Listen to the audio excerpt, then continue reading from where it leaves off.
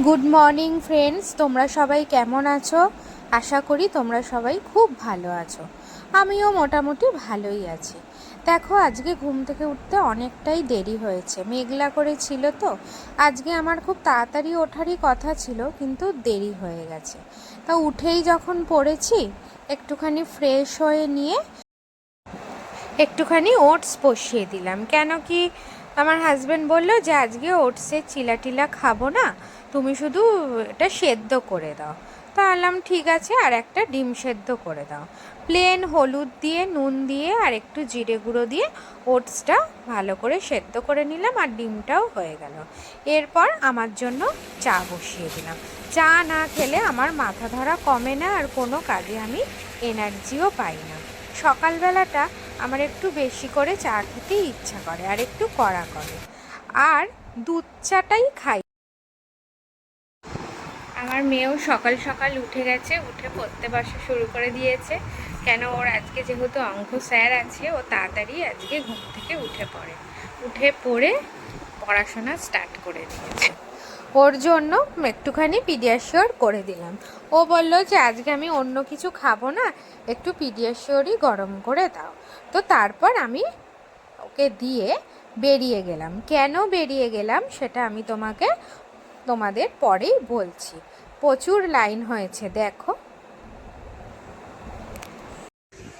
আজকে আমাদের এখানে ভোট, তাই সকাল সকাল টিফিন খেয়ে ভোট দিয়ে চলে এসেছি।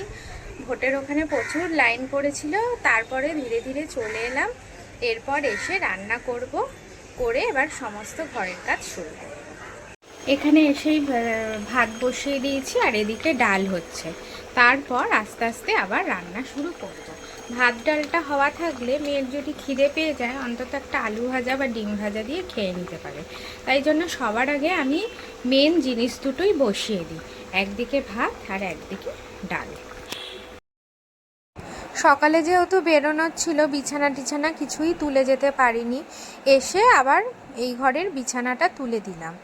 আর আজকে বালিশের ওয়ারগুলোও সব একটু একটু খুলে দিয়েছি, কেন বাইরে প্রচুর রোদ আছে। ভাবলাম ভালো করে কেচে দিলে তাহলে তাড়াতাড়ি শুকিয়ে যাবে।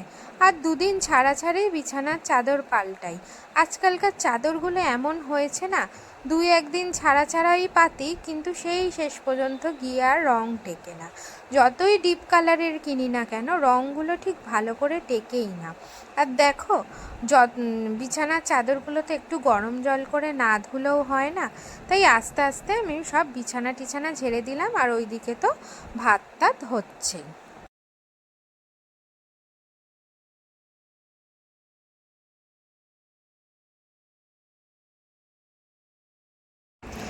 প্রত্যেক দিনই কিছু না কিছু তরকারি করতে হয়, তো আজকে আমার হাজব্যান্ড বলল যে তাহলে আজকে একটু সোয়াবিনের তরকারি করো, আর একদিকে আমি মাছটা করব। তো মাছে আজকে পেঁয়াজ আদা রসুন কিছুই দিইনি। আজকে ভাবলাম মাছটাকে একটু যেহেতু ভাজা ভাজার মতো করব, তা সেই কারণে একটুখানি কালো জিরে হলুদ দিয়ে ঝাল করে নেবো। সব সময় পেঁয়াজ রসুন দিয়ে মাছ খেতে ভালোও লাগে না, আর গা মাখা করলে অন্যরকম একটু টেস্টও হয় খাওয়ার জন্য। তো এদিকে মাছটা হচ্ছে, আর আরেকদিকে সোয়াবিনটাও আমি কড়াতে বসিয়ে দিয়েছি। সোয়াবিনটা গা মাখা করছি, কিন্তু পরে আবার বলল কি একটু ঝোল ঝোল করো। তা পরে আবার সোয়াবিনটাকে জল দিয়ে আবার ঝোল ঝোল মতো করে দিলাম। রান্না করতে করতেও মাথায় কত ধরনের চিন্তা থাকে। ভাবলাম আজকে যেহেতু শনিবার, তাহলে আর এক ঘরের চাদরটাও পাল্টে নিই। কেন, এই ঘরে চাদর পাল্টাতে খুব কষ্ট হয়। এই ঘরে আমার মেয়ে পড়াশোনা করে, ওর বাবার অফিসের কাজে সমস্ত জিনিসপত্র ওরা খাটে রাখে, আর চারদিকে ছড়ানো থাকে। তা আজকে আমি ভাবলাম যে তাহলে তুই এগুলো সব সরিয়ে দে, আর আমি আস্তে আস্তে, সময়ও আছে, আস্তে আস্তে আমি সবগুলো গুছিয়ে নিই। এই বিছানা থেকে এত জিনিস নামাতে হয় না, প্রচণ্ড কষ্ট হয়।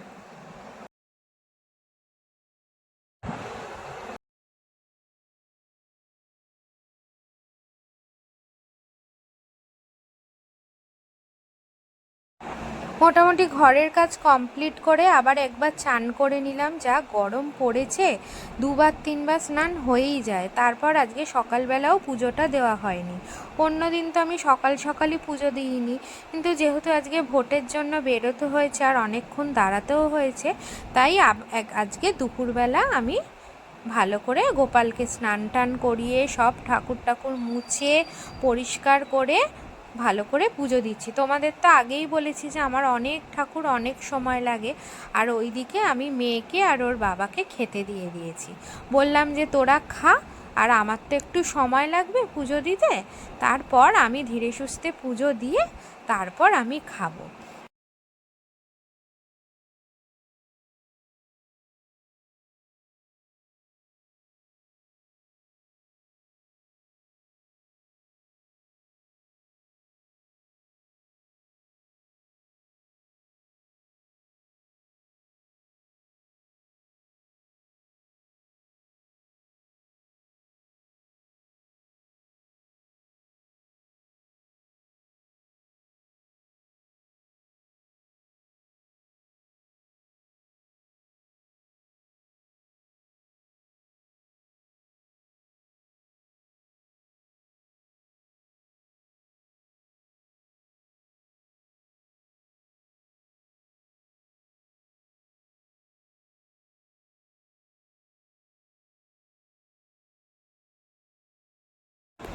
সন্ধে হতেই আমি মিষ্টির দোকানে চলে এসেছি।